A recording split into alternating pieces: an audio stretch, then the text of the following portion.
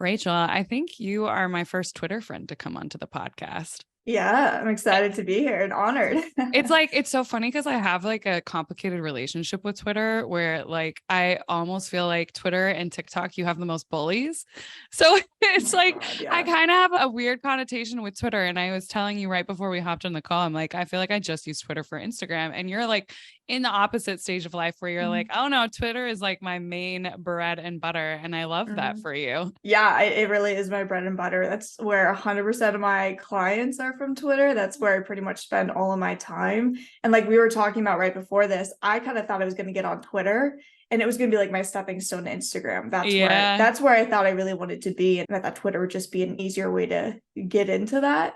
And now it's been like a year and I've just stayed on Twitter and it's working well. So I that's love why I'm hanging it. out. Yeah. Well, welcome to the Money Bear podcast as my first Twitter friend. And yeah, I have to ask, do you feel like you get a lot of trolls on Twitter still? Because I feel like my trolls in Instagram and TikTok, like when I first started, I felt like I was just constantly getting trolls. And Mhm. maybe my content's just better now where like I don't get as many. But I'm curious what your experience has been with Twitter from a troll perspective.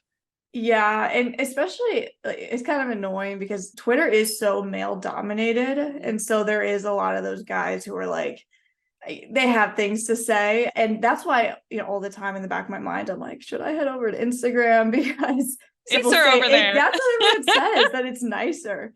I think I've just gotten used to it and I love the mute button. So I use that Yes. constantly. And it's funny too, because I kind of was like, what's the point of this? I'll mute somebody that I probably will never see him again. But I see that like this is an account you muted so many times. That's So I wild. love that. I encourage everybody to use it if it bothers you. I literally I don't care anymore Oh though. my gosh. When I press block or mute, I literally am just like, Good. I'm protecting my peace. I'm protecting my Exactly. peace. Yeah. Oh, Yeah. well. Anyway, we've got Rachel Camp, who is a CFP on today. She also owns is it correct to say a wealth management firm? Is that the like Yeah, term? I typically call it a financial planning firm because I Okay. don't actually manage directly assets that much. I do more of the financial planning. So, Okay, cool. yeah, So she is a CFP. For those of you who are not aware of what that is, it stands for Certified Financial Professional or Planner. planner. Yep. I was like, I'm pretty sure I'm saying that Like the incorrectly. same thing, but yeah. And I just want to say the CFP is not an easy thing to get. There's a lot of like licenses and things like out there that are easy to get. So I do want to highlight the fact Mhm. that a CFP is a very big deal,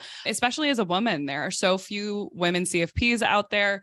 And so first, congratulations on being Thanks. a female CFP, Oh, but yeah. also like Rachel knows her shit. So there's a lot you have to do in order to get those credentials. Yeah. But what's your do you have any other elevator speech to add to that? And I'm pretty sure too, you've got your planning firm is a family owned, right? So this is kind of interesting, but my father is also a financial planner. Oh, Edward, that's my father. And he and I had Camp Wealth Management. So Mm. that was like focused on retirees. Camp Wealth is completely my own. And that's where I focus with millennials. So I started at a huge firm in Mm-hmm. Chicago. That's why I was in Chicago. And then I came back to my hometown because my father's a financial planner. Him and I partnered up together. And then I branched off on my own into Camp Wealth. So right now I actually do a little bit of both. But yeah, Camp Wealth is entirely my own. That's so cool. I like love that you are doing the same thing that your father did, like in terms of a career, but Yeah. with your own spin on it, you know? And I feel Mm-hmm. like so often when it's a father-daughter relationship, it's pretty rare for the daughter to end up in the same role or industry as the dad is necessarily. Mm-hmm. So what a fun thing that you guys have in common and are able to like talk about. Like Oh, yeah. finance nerds, we're a whole other breed. So it's like you'll never run out of things to talk about with your Yeah. dad, which is Well, great. it runs rampant in my family because I have two older brothers that are also Mm. in finance. They're Oh, not in, dang. yeah, it's crazy. They're not in wealth management like my father and I, but they're more in like corporate finance. And then like my sister is like the outsider of our family. She's into environmentalism. So she's the coolest one of all of us. But yeah, Uh, we're very finance heavy do you family. guys ever argue about like certain Yes. things? all the time. Is there like any All the particular time. topic where you're like maybe somebody's like really into like whole life insurance and some of you aren't? Thankfully there's no one that dumb in my family. That's good. That's good. Oh my God. I love that you just said that because I was like, I want to ask her if she's ever, because I get it. I get like whole life insurance can be a viable tool for people with really high net worths. Yep. However, it is oversold to people who really don't need those products. And so I always like asking CFPs, like, can you tell me a percentage of how often you recommend a permanent life insurance policy, whether an IUL or a whole life insurance policy to your clients? Oh, it's so rare. I mean, at my first firm, huge company, everyone would know it. He worked with ultra high net worth individuals and families. So like my team managed over $1 billion in assets.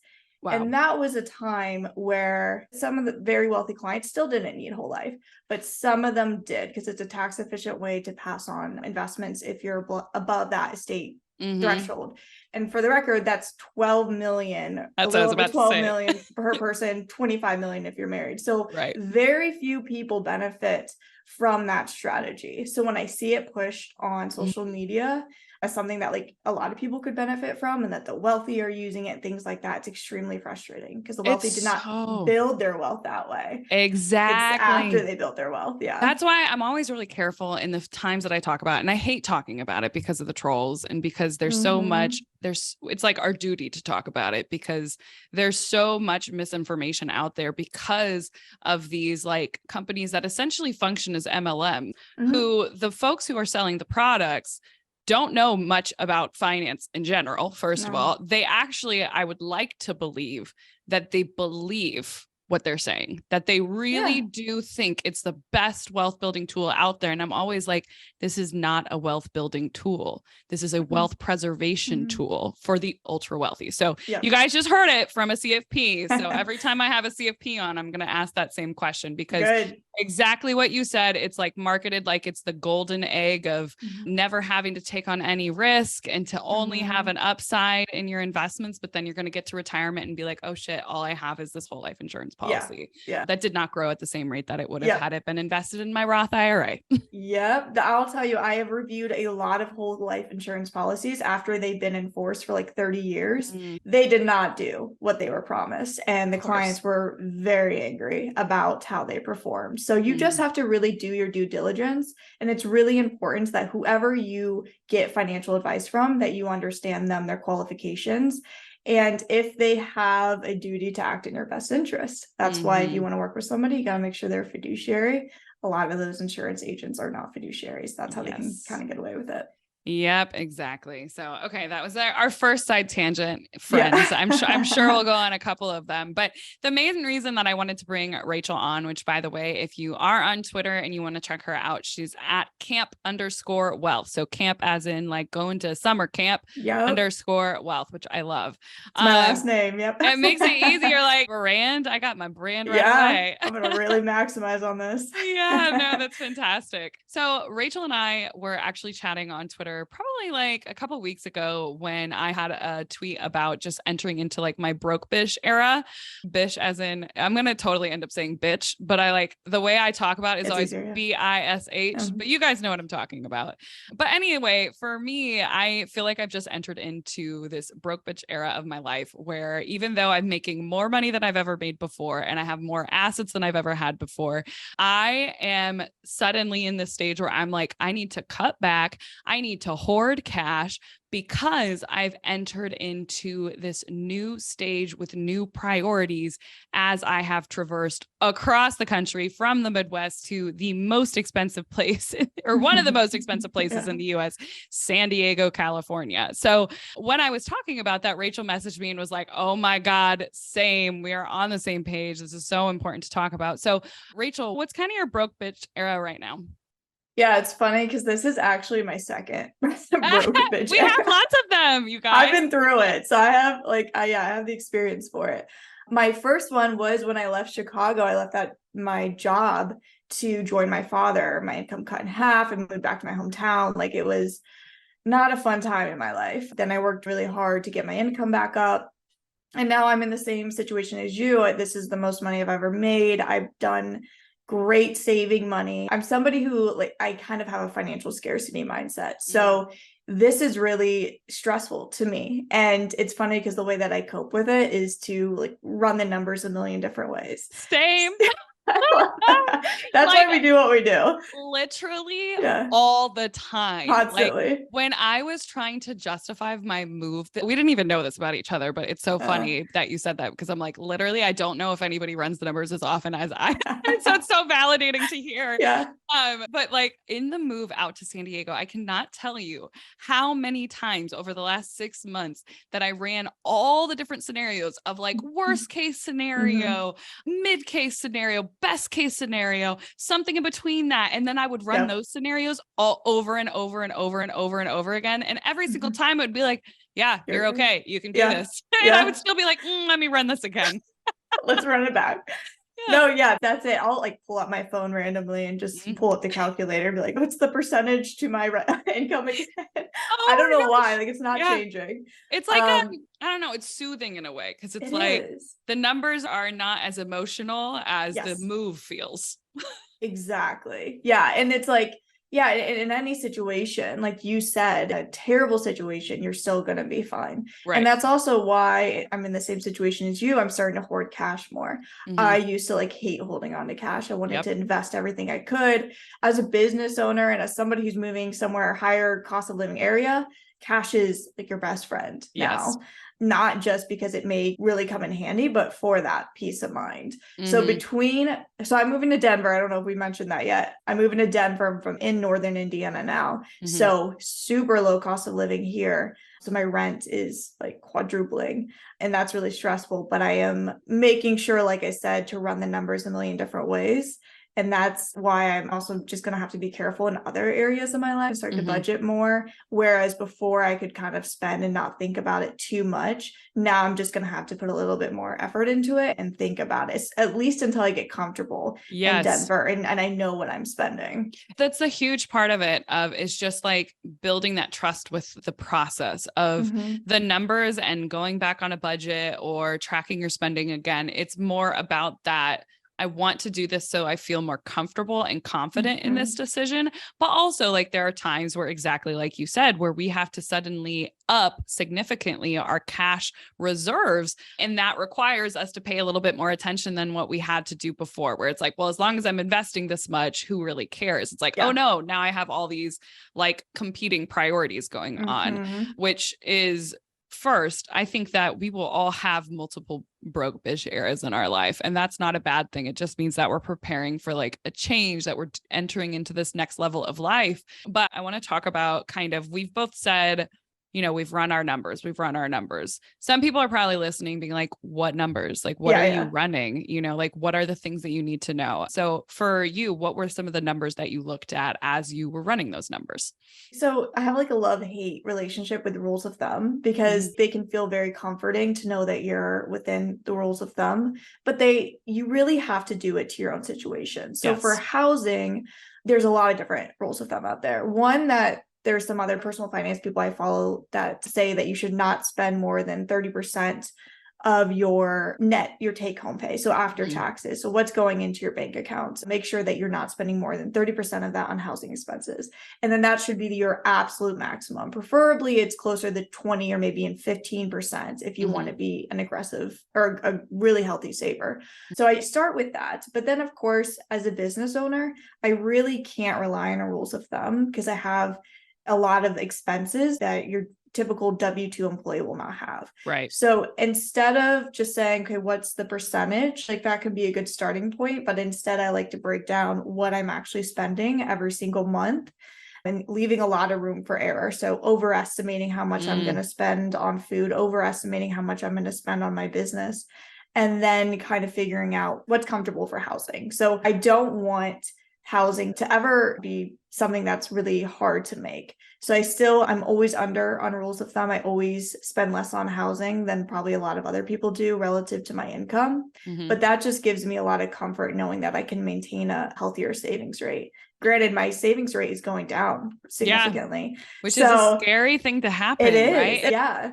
Especially like, I know you're specifically like your specialty is early retirement. Is that something that you're still working towards, or have you changed your approach or your goal at all?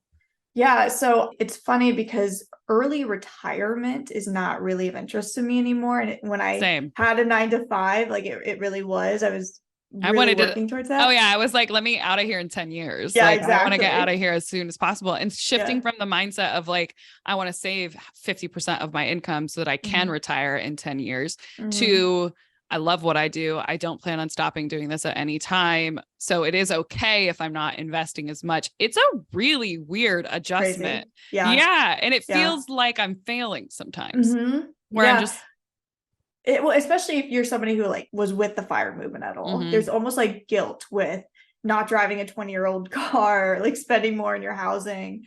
It's funny because that was a huge mindset shift that I had just from starting to do what I love. Like, wait a Right. second, why do I want to retire early? Why do I need to save 50% of my income? I love what I'm doing. I could do Yep. this for I don't know how long, a long time. Yeah. So all of a sudden, that savings rate was not as necessary, but it's still hard to let go of it, It especially when you're is. in that habit. It really is. And it can be scary, especially like for me, when I first started, a lot of my content was around fire, which those of you who are like, Mm-hmm. what is fire? Why are you guys talking about fire?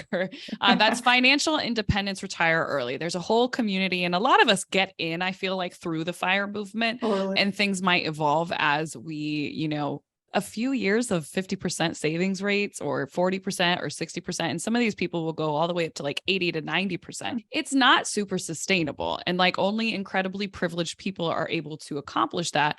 What I love is that it can change. Is like for me, the 2 years where I was pursuing fire, where I was like in corporate America, I'm going to save 50% of my income and I'm going to make this happen. There's no way I would have seen the success in my finances had I not had that mentality in those 2 years. Totally. So it's absolutely helpful and it really compelled me to get started. But exactly as you said, then I found something that I love doing, that I have no Mm-hmm. desire to stop doing, that this is like my purpose in life. Teaching people about money is not something I want to retire from anytime soon. So that shift has been, yeah, it's been a wild shift to go from like 50% to now as a business owner being like, ooh, I got to hoard some cash. So Mm-hmm. I relate deeply to everything that you're saying. So when we're talking about numbers, I want to recap for those who are listening. We're talking about, okay, especially if you're a business owner, what's like the minimum income I'm going to bring in? What are my potential housing costs? Like looking around on Zillow, looking at like, what can I potentially afford, trying to keep it below 30% of our net income, which is interesting because you'll also hear people say 30% of your gross income. Yeah. I think 30% of your gross income is insane. It's crazy. It has Too to be much. net because it's Mm-hmm. like you're not bringing home your gross. Like, Mm-mm. sure, if you had no debt, Yeah. maybe you could spend 30%. But what's wild, Rachel, is, and I'm sure you've seen it, most people in the United States are spending 30% of their gross income on Mm-hmm. housing or more. Like Yeah. Hawaii is almost up to 60%. That It's crazy. insane? Like, how could you Yeah. ever reach any financial goals? You can't.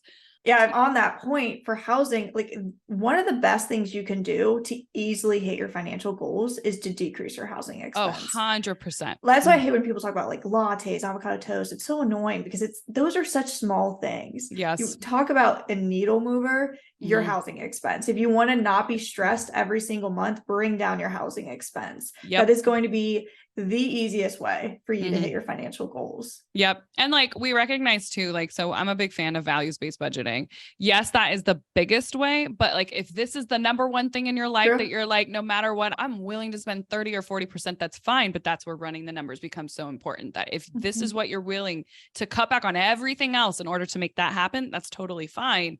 But we got Mhm. to run the numbers. So Yeah. look at those housing expenses, look at what you think your grocery bill is going to be, look at what you think you'll be paying in utilities, and running that over and over. I literally have a tab in my own personal wealth planner where it's like, okay, this is my San Diego bare minimum expenses. This is my San Diego mid-tier expenses. This is my San Diego bougie bitch like expenses, like so that I could Uh-huh. see in every single level of where I'm at. And that's really what we're talking about when running the numbers is like, okay, in all these different scenarios, how much do I have to invest?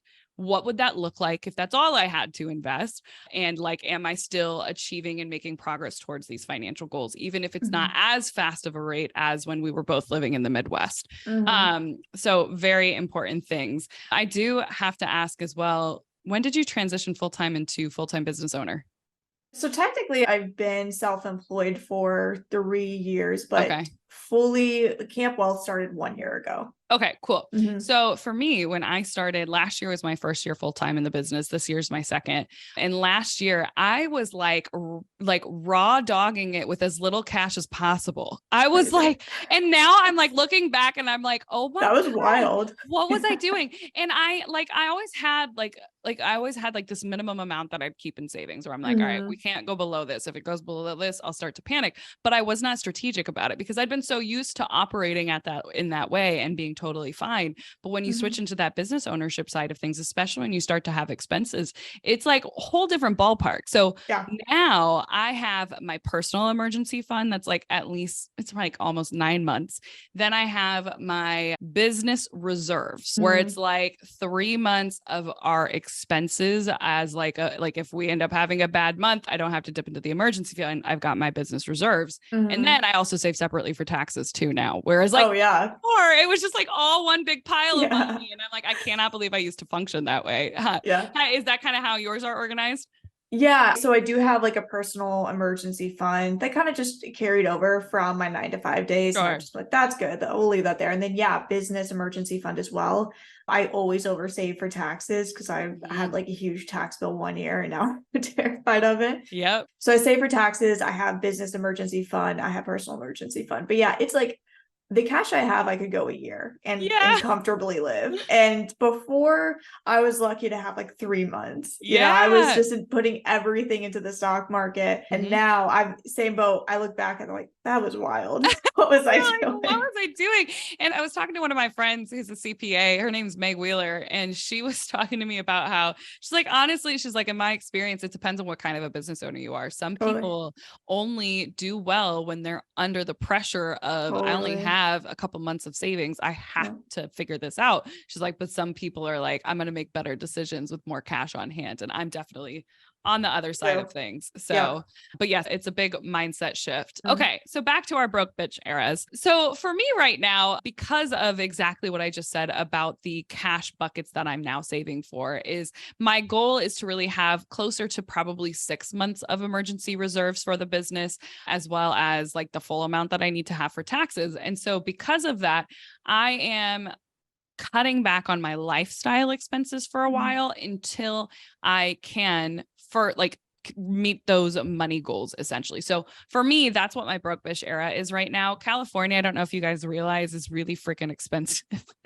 Like the LLC fee out here alone is like 1% of I think your net business income, which in like Illinois it's like $150 a year. Yeah. It's Yeah. crazy. Indiana too. It's crazy. Yeah, it's totally nuts. And then it's just like little stuff that keeps happening of like, you get a ticket and that's like instead of it being like less than $100 in Chicago, it's $400. It's like Mhm. everything is just scaled at such a different level that I'm like, okay, I made a list of all the things that I'm like, all right, until I reach my cash savings goals, I am not going to buy these things that I would consider like luxury items where I'm like, okay, Mhm. no more clothes, no more beauty products, no more. I'm trying to think of what else is on that list. No more like fun vacations or like Yeah. weekend getaways. It's like that super bougie stuff that I'm like, all right, we're going to cut back on this for a little while. Oh, no more DoorDash. I'm like, you Oh, can yeah. walk to the grocery store down the street Uh-huh. and get dinner if that's what you need. But what's kind of like, how are you approaching it? What are you cutting back on? How has your strategy changed for this broke bish era of your life?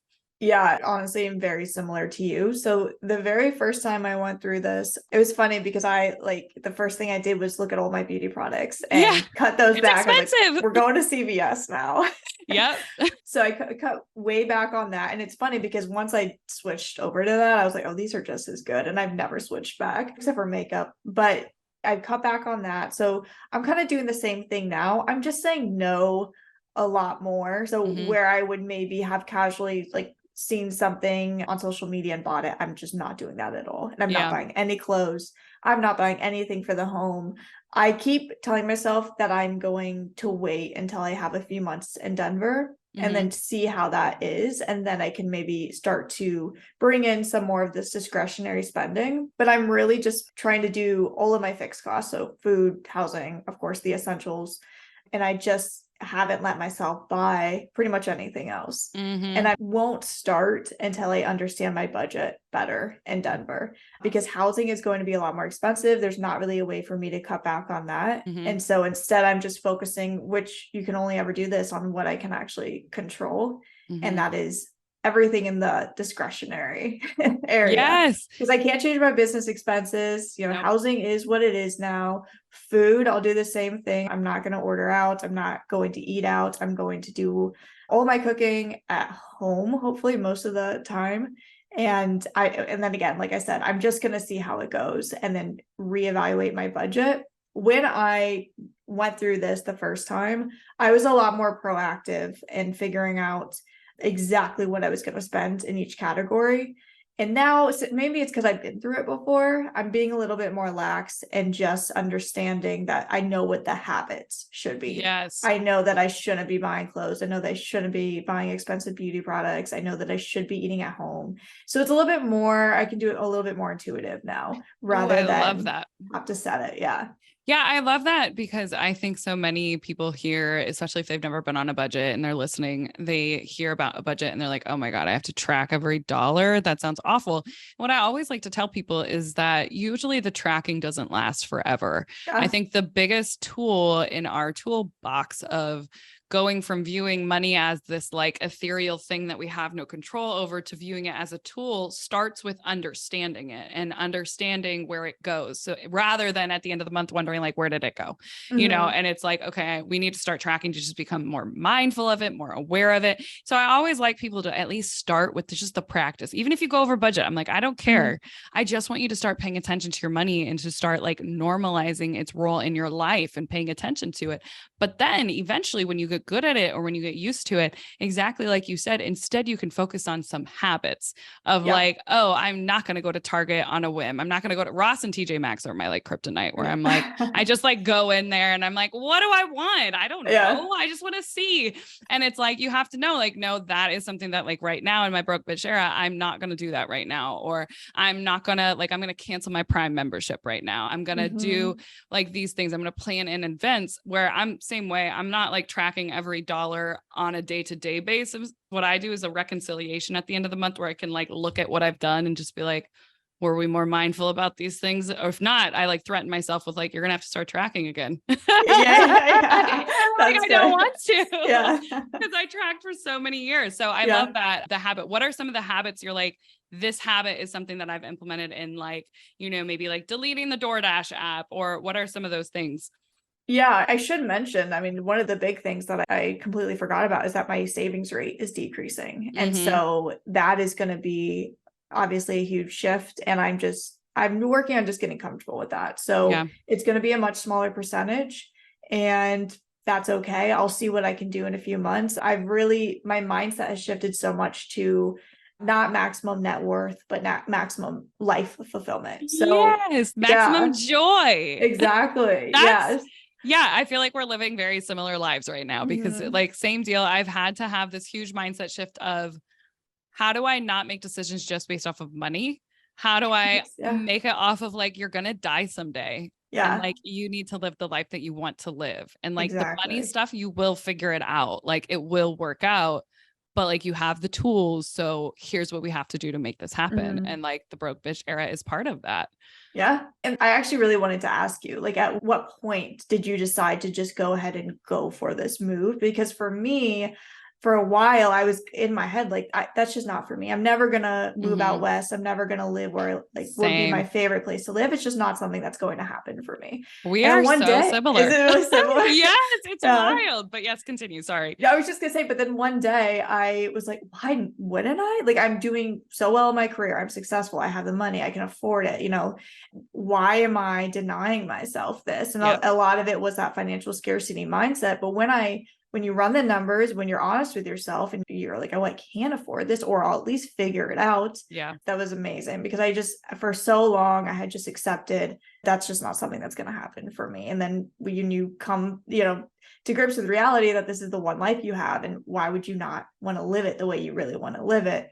that's Yeah. when I started to seriously think about Denver. So I was curious what that moment was for you. It was very similar. So Yeah. last year I went on a road trip across the country for about 9 months to try and figure out where I wanted to live. And when I got to San Diego, I I was did just the like, same thing. oh, no So way. crazy. See, this is like, cause I You're the don't, same person. I know I'm like, I'm listening to you say this stuff. I'm like, weird. How old are you, Yeah. by the way? 28. 28. Okay. So I'm doing this a little bit later. I'm 32 now, but I last year did that with my dog. We were just traveling around the country. And when I got to San Diego, and like, mind you, I even had COVID at the time. I was like, I arrived Ugh. in San Diego and was feeling like shit. But within like 24 hours, I was like, oh my God, I want to live here so bad. I love it Mhm. so much. And I kept telling myself, like, it's just not practical. And like, same with you growing up in Illinois, I was just like, California was always a place I loved. I've always loved visiting here, except for LA. I hate LA. No offense to anybody who loves LA. I just cannot do the traffic. But I just always wrote it off in my mind where it's like, that's not for you. It's not possible. You can't do that. Like, it's too expensive. You're going to be stressed. You're going to be miserable, et cetera, et cetera. Like creating this web of essentially a story that Mhm. I actually didn't know was true, if it was true or not.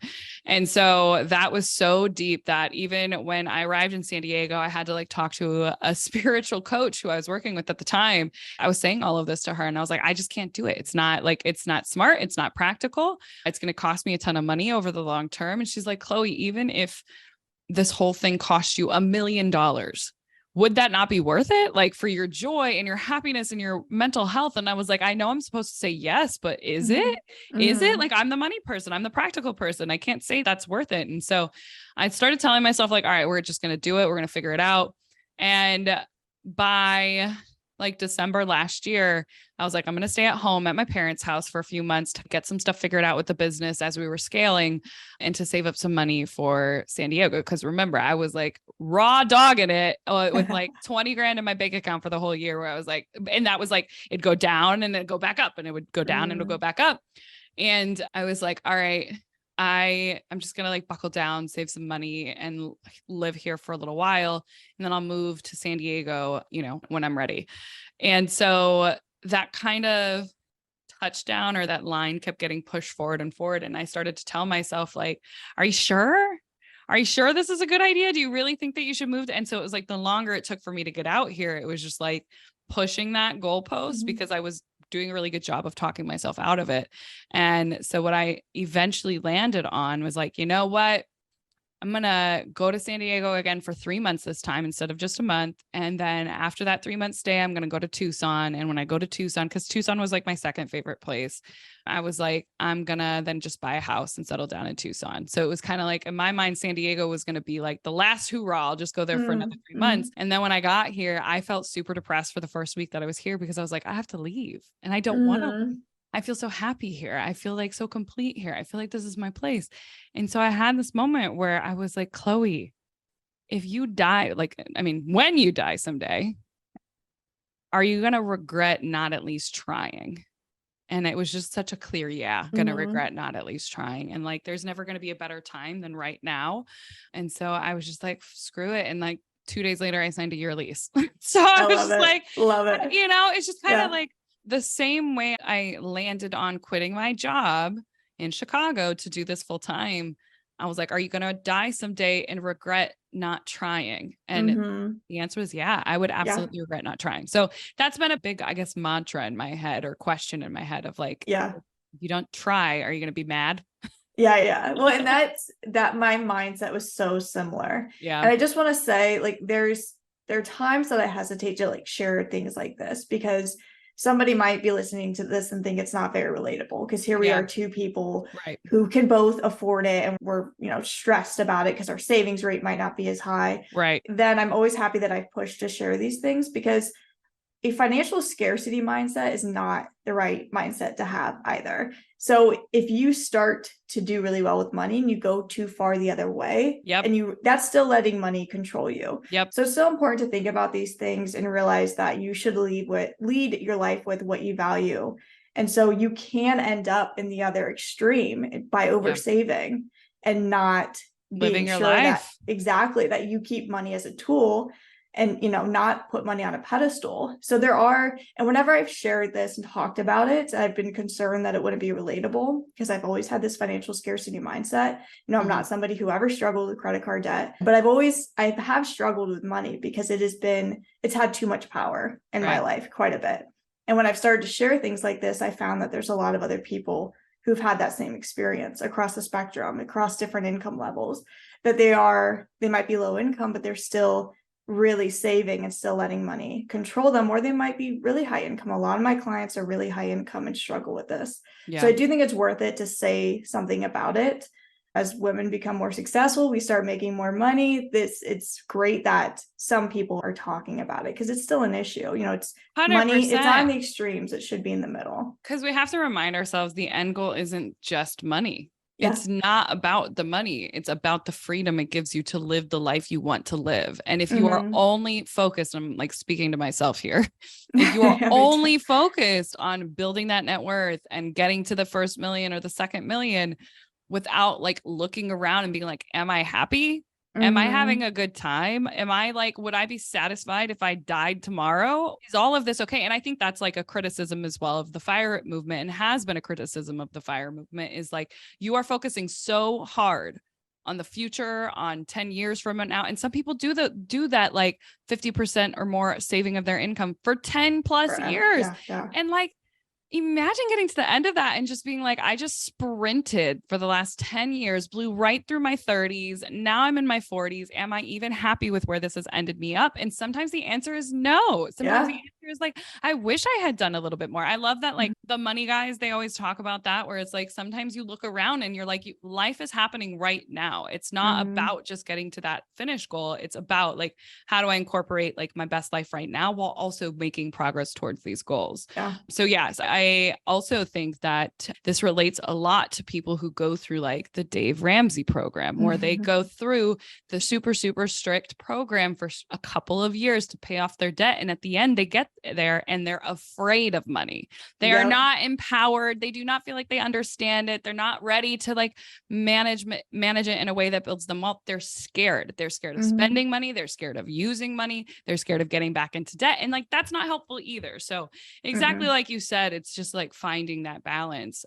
But like for folks who are like feeling either shame or disappointment at going into their broke bitch era, keep in mind the broke bitch era is a privilege. It's the fact that we're like, okay, I see this goal that I'm going for, and in order to get it, I got to cut back on my luxury, like lifestyle. And granted, it may be like, maybe it's not even super luxury, where it's just like, I got to cut back a little bit on these things, or I got to work extra hard at my job to increase my income or whatever it is. But essentially the whole idea is taking a really concentrated period of time, like a few months, maybe a year, to really hunker down on this one goal. Maybe it's your emergency fund. Maybe it's paying off a debt. Maybe it's increasing your income. Maybe it's a combination of all these things in order to set yourself up for years and years to come. It's totally worth it. These past few years, I've had a really high savings rate, and I don't regret it at all, because now I've really set myself up for the future. And I've reached a point too where I've run the numbers and I've realized I actually don't have to save that much more to get to that retirement goal that I want, as long as my lifestyle doesn't inflate. And as long as I don't make the same amount of money and then spend it all, because that can always be a risk too. You can always go too far the other way. But having those years, especially in your 20s, if you're starting to do this in your 20s, I mean, kudos to you. It's so rare. And those will be the hardest working dollars that you will ever have, is the money you put away in your 20s.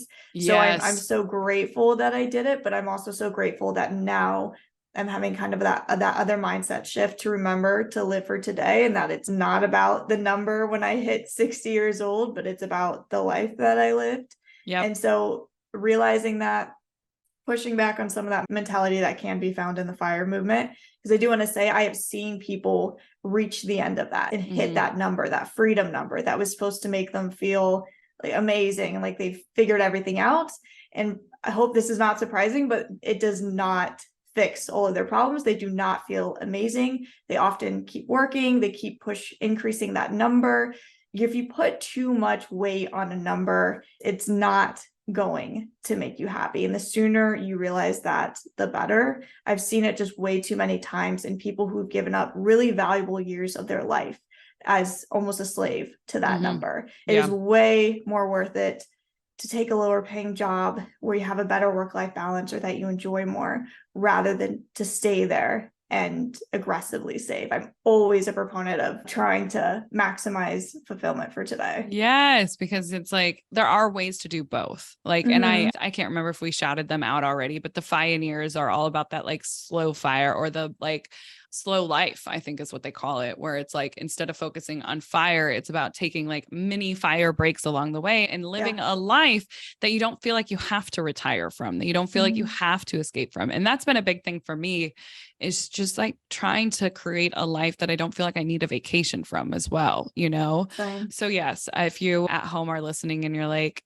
yeah, I feel that as well, where it's like, I have to deeply dive into paying off my debt or increasing my income or investing as much as possible. It's like, there's balance to be had as well. And likely you're going to stick to it if you have a little bit more balance. And these broke bitch eras are not meant to be years and years and years of you cutting back everything that brings you joy in your life. It's like a moment in time to give you a little extra oomph or like a boost. Yeah. You know, like I'm on dating apps again and Hinge. Oh, those are fun. Oh, so much fun. So fun. I don't miss those days. Oh my God. Yes. It's such a joy. Yeah. But Hinge has this little thing where it's like you can pay money to boost your profile so more people will see it. Kind of how I think about like a broke bitch era. You're like boosting yourself up. You're boosting up your savings rate for a short period of time in order for you to reach that next level. So somebody's like, all right, cool. You're convincing me, you know, there are some money goals that I want to achieve. How the hell do I implement a broke bitch era? What are some of your tips on like, okay, if you're ready for your broke bitch era, here's like 3 things that you need to do to launch yourself off into this era. Yeah, and it depends on, you know, why you're entering the broke bitch era. Because for me, my first one was I was taking a step back in my career. I was cutting my income, but so that I could go forward. Yeah. This one, I still think there is going to be a financial payoff for moving to where I want to live. Because I just think it'll motivate me and I'll be more inspired by it. Yeah, joy, happiness, that'll help. But it's not like as direct as the first time I did this, where I was leaving a job, starting a business. Right. Now, you know, this isn't a career move, this is a life fulfillment move. So I definitely think it depends on why you're doing it. But as far as what I would do is, yes, first understand that this is temporary. Be sure that you're not going into debt to finance this lifestyle. You know, we're both doing this and just with the assumption that we can both afford it. So you have to be sure first and foremost that you can afford it and hopefully maintain a savings rate as well. There are times though, if, for example, if you're going to start a business, then you might have to pause investing into the stock market.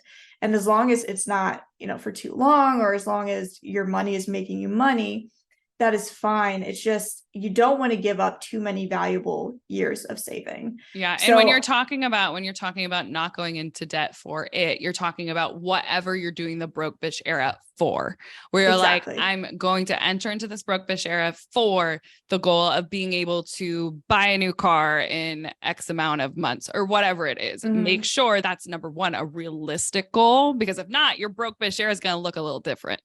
Yeah, exactly. Yep. You don't want to finance a depreciating asset. So if you're going into this because you want to buy a car, you want to buy things and put it on your credit card, it's going to be really hard to get yourself out of that, because a depreciating asset and financing it is just a very lethal combination. So you don't want to do that. But so for example, the first time I did this was to start my business, to start being self-employed. So I really cut back on those major expenses. I cut back on housing, I cut back on my food expenses. And so that's an easy way to do it if you can control that. Now, if you're going into an era like we are, where we're moving somewhere more expensive, and that's what's creating the broke bitch era to start with, then of course your housing is going to increase. But then you can look at other areas of your life and see where you can cut back. So to me, I actually see this, even though I'm going to be poorer or feel poorer than I normally do, I still see this as an increase to my life, because I will be doing things out there in Colorado, like hiking and doing a bunch of outdoor stuff that's free or is really low cost. Right. So it's not, I don't really see that there is too much sacrifice there, Mm. but I am going to cut back and just be a little bit more conscious in other areas of my life. Like So as you're adjusting. yes, Mhm. exactly. So that, I mean, you really have to take stock of your spending, see what it currently is, estimate what it's going to be, and always overestimate. I'd had an issue before where I underestimated, and that's really disappointing. So Mhm. And stressful. overestimate, it's super stressful. Overestimate all your numbers so that they're very easy to hit. Make sure you can still afford it.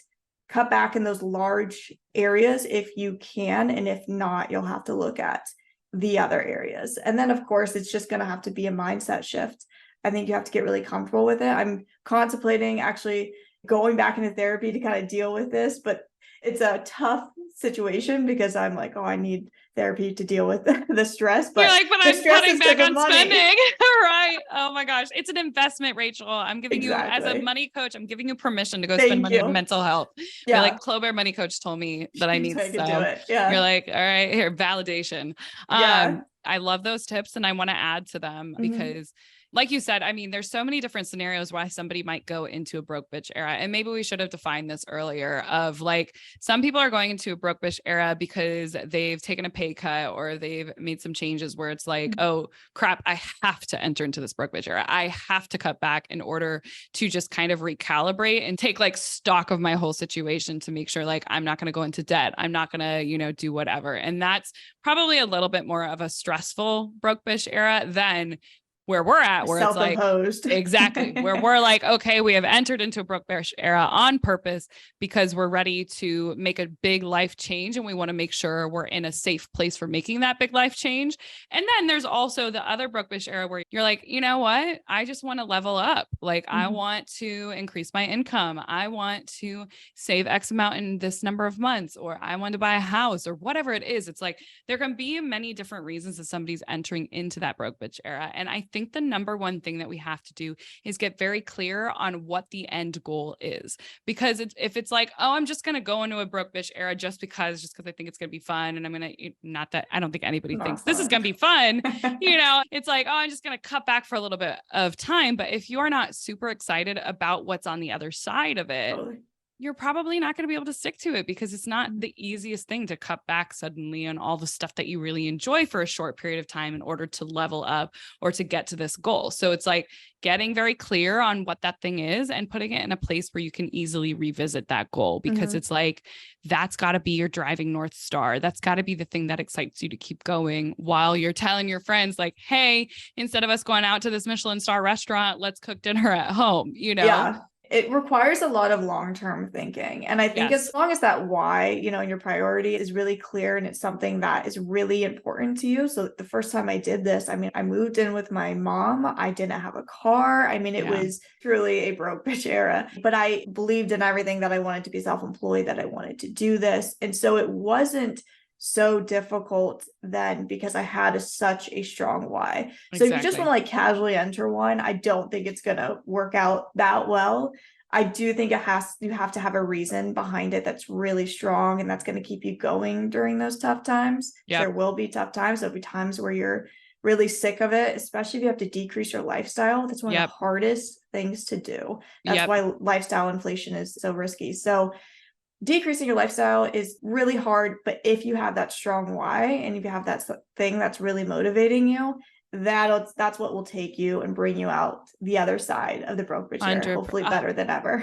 Yes, exactly. And that can take the form of a vision board. It could take the form of a diary entry. It could take the form of a video to yourself. There's so many different ways to do it that work for you. It could be your own little meditation that you record for yourself on your voice notes app, where it's like, you're getting so clear and so excited about it. But I also think you need to give yourself a time frame where you're like, okay, for the next X number of months or maybe all the way to a year, but I think a year gets a little bit tricky depending on how strict we're going and what we're really cutting off. Maybe you're like, I'm just going to give a Botox for a year. That maybe not be as difficult as being like, I'm going to cut out this and this. But I think getting really specific on the plan makes it easier, where like we both said, we have actual lists of things where we're like, I am not going to spend money on these things until I have got my emergency fund fully funded Mhm. and I've got my emergency reserves or whatever your goal is for you. So Yeah. get very clear, because that's going to, for me, having very clearly defined rules is way more helpful than being like, well, I could swing this, like Mhm. I could sneak this one in. And it's like, that's so easy to do when you're so used to another side of behavioral finance where you're just like, I'll just spend whatever I want and like deal with the consequences later. So I think that's my second tip. And then my third tip is like, claim this shit. Mhm. Essentially, what you're doing is like, it's not something to be frowned upon. It's not something to feel bad about. It's not something to be like, oh no, I'm entering into my broke bitch era. I know it can feel like that, but you are literally making such a powerful move for your future that you're like, I am in my broke bitch era because I Yep. want to level up. This is a goal. You're Mhm. basically like claiming to the universe or the big kahuna or whoever it is that you believe in that like, this is what I want. And my broke bitch era is to get me this. So it's like, Exactly. own that shit. That's Mhm. amazing. That's cool. And like, don't be afraid to say to your family members, to say to the people who are trying to get you to like go outside your budget, like, hey, I'm sorry, but I've got these financial goals that I am really working on over the next 6 months. So I'm not going to Mhm. be able to do XYZ for a little bit of time. Still want you in my life, still want to do fun things. So do you mind if we go for a hike instead? Do you mind if we like hang out at home and cook dinner and things like that? So it's like, if you claim this as like this thing that you're choosing to do, even if you're in one of those scenarios where you're like, I don't know if the broke bitch era was really like by choice, but you can still claim it and just be like, I'm doing this to end up in a better place. Mhm. There's so much more power in that than just being like, I guess I have to do this, Yeah. you know? And like trying to hide it. Yeah, exactly. Claim it. And this is one of the reasons I love the relationship I have with my friends, is because we're also open Mhm. about money. And I love that it seems Amazing. like these younger generations are really open about it. So my friends always know what's going on with me. Mhm. So it's not like an embarrassing thing. It's not something I try to hide. It's like, yeah, I am trying to start a business right now. I cannot Yeah. afford that. There's no shame in it. I don't feel embarrassed about it at all. And if anybody tries to shame you or make you feel embarrassed about it, then obviously They're not a probably good not. friend. Yeah, they're probably not Probably somebody move you on. need. Exactly. Your broke Yeah, bitch era also turned into a cleansing of people you don't need era. exactly. Which I tell you what, the older you get, the more that happens. Like in my 30s, I feel like that's been a really big part of it, is just like Mhm. cutting out all the crap that doesn't serve me anymore. And sometimes that means cutting out people. So, all right. I feel like we've gone deep into this broke bitch era. Anything else you want to say on the broke bitch era before I ask our two fun questions to you? Oh, I don't think so. I think we covered it well. Yeah. Yeah. All right. Well, shout everybody or shout yourself out and tell everybody, where can they find you? What kind of resources do you have available and how can they work with you? Yeah. So my website is rachelcampwealth.com. My name is spelled Rachael. So that tricks people up sometimes. Twitter, camp_wealth. And then Instagram, if you guys want to help me hang out over there, that is at Camp Wealth. I'm going to start posting there more so I can get into a friendlier environment. And also I just want to post more where there's a lot of women, there's a lot of males on Twitter, and I love Twitter, but I do love Instagram for that reason. So I'll be over hopefully on Instagram more soon. Heck yeah. So, Rachel, thank you so much. And I'm excited for people to learn about your own personal experiences with broke bitch eras as well. Yeah. Okay. We have two fun questions for you. So, the first one can be a heavy one. So, we're going to do the first one first, and then we'll do the like super light candy friendly, like candy for the Cool. brain. All right. So, my first question is, what's your very first money memory? Oh, yeah. So it's interesting because I'm somebody who I'm pride myself on being super self-aware. So when I have these tendencies, I'm like, where did this come from? So I do think my financial scarcity mindset came from I was raised by a single mother who was raising Mm, three children. We were really living off of child support. So I just remember feeling like broke growing up. mm, And it was such a weird thing to be in because, my mom was struggling, but my dad was making good money. So it was a very interesting mix to have. And I remember it seemed, I don't know, money was a little bit secretive. We didn't talk about it too much. But I do think that's possibly where that scarcity mindset came about. And especially in my relationships and things like that, like as a woman, I've always wanted to make my own money and to be financially independent. right. So I think financial independence is so important to me because there were times in my life where I saw people struggle with money and really rely on other people. Yeah. And I think that's gotten me to the point where I am today. where I value understanding money, understanding finances, making sure I'm financially literate, and then creating my own financial independence as well. So I don't know that there's one specific moment, but I do know, because I've done these exercises before, that I believe that's where my financial scarcity mindset came from. Yeah, I can only imagine how confusing that would be as a kid, especially to be like, why are things so different at my dad's house than it is at my mom's house? And then the older you get, understanding why that is, that's got to be a pretty conflicting thing to deal with as a child. And you're not the only one who has talked about that, because I mean, it's got to be impactful. And I think that it shows in that you're like, yeah, I'm literally a freaking CFP now. Yeah. You're like, I'm not living that life. I was like, finance degree, because I've heard there's money over there. Yeah. You're like, I heard this is like a useful degree. Yeah. So my next fun question, is there anything that you're currently like binging? And that could be like a television show, that could be a podcast series, it could be a book series, or if you're not binging anything right now, what's something you're just obsessed with other than running the numbers for your move?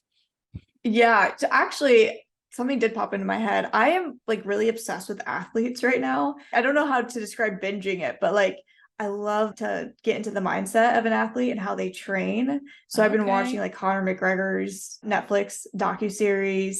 I watched, I think there was something on Serena Williams recently. Like athletes are just fascinating to me recently. And the like discipline and routine that they have has just been super interesting to me. So it's interesting because I've kind of been binging it in like several different methods, platforms, podcast, books, TV. So I read a lot of books as well. And I think it started with reading, I can't remember the book, but some book. And then I just got on this kick of like wanting to know athletes and understand them better. That's really just fascinating for some reason. Yeah. What an interesting answer to the what are you binging? I'm binging athletes, right? Athletes. The stories of athletes. Yeah. No, that's really cool. And if I remember correctly, you are also an athlete yourself, or I think the way you described it on your website was funny to me. Like super intense or something. Oh, high adrenaline. Yes. What's a high adrenaline sport for you? So I've done, skydiving, scuba diving. My dad has these like foil boards that hover above the water. They're battery powered. He is obsessed with them. So he's constantly foil board. I have to Google this. I'm like, what are those weird looking ones where it like foil? What's it called? You said foil, I believe. Spelled like aluminum foil? Yes. Yep. E-foil board. I'm gonna laugh if this is the thing I've been seeing. It is. Yes. I literally just saw this in Mission Bay this weekend, and I was like, "What the hell is that?" And it was so funny. My friend next to me was like, "That's what we call white men sports." Yes, that makes sense because that's my dad. You're not wrong. Yeah, that's so funny that your dad. How old is your dad? He's 60. And he's obsessed with it. He does it constantly. People, don't believe his age when they see that he's out there doing it. Just flying over water. Yeah. And he like pulls me out to do it. I'm like, I'm tired. Is it hard? It looks hard. It's hard to you can get on it. It's hard to hover it above the water and maintain that. You guys can literally buy them on Amazon. That's so funny. Everything's on Amazon. Wild. So these essentially look like little wakeboards, but with I'm trying to describe it for listeners. It's like a wakeboard, which is like a small surfing board that has on the back end of it a post. I don't know how else to say that, or I'm sure something that holds it up. And at the bottom is like a motor that's going to shoot you across the water. It is the weirdest thing to witness from the beach where you're like watching it. It looks like somebody's riding like one of those dolphins that like flies like that. Yeah, I've been doing that on Lake Michigan. So oh my gosh, that's so cool. I love that. Very cool. Skydiving. I've done skydiving. I don't think I could ever do it again though, because that feeling of I was obsessed with it. Oh my gosh, that feeling. Did you go to the Chicagoland Center? Yes, in Rochelle? I think so. Yeah. It's been a while, but yeah. That's where I went to, but I just never need that feeling of like, I'm about to jump out of a plane ever again. Like I could bring it up for myself right now, just thinking about that moment where you're staring on the edge of the plane and you're just like, I know I'm going to be okay, but I can't believe I'm about to freaking do this. I know. I don't ever need to feel that again. I'm good. I'd rather paraglide. Yeah. Well, it's funny that bio where I mentioned that was, I think I wrote that like 3-4 years ago and I was way more into it then. Now my high adrenaline activity is like running the business. Oh my gosh, right? There's enough adrenaline with that. Honestly, yes, Yeah, truth. Awesome. Well, this was so fun getting to know you better. I'm really glad we connected on Twitter. And thank me you again too. for like coming on to the Money Bear and sharing your experiences. Of course. Thank you, Chloe. It's been so fun. I'm so excited to do this, and it did not disappoint. Thank you so much for listening to the Money Bear podcast. If you've made it this far, do us a favor, take 2 seconds, rate, review, and subscribe.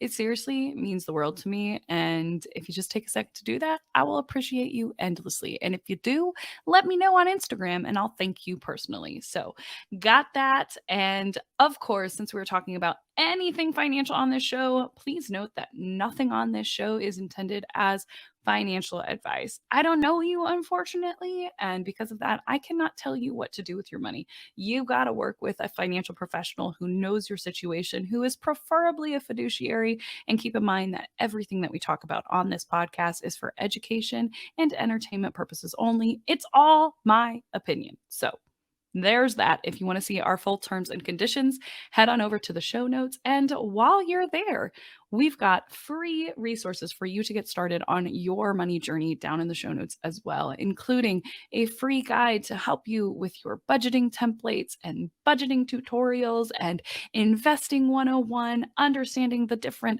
accounts that are out there. All that good stuff is inside of my free guide, which is also available at thelazyinvestorscourse.com/guide.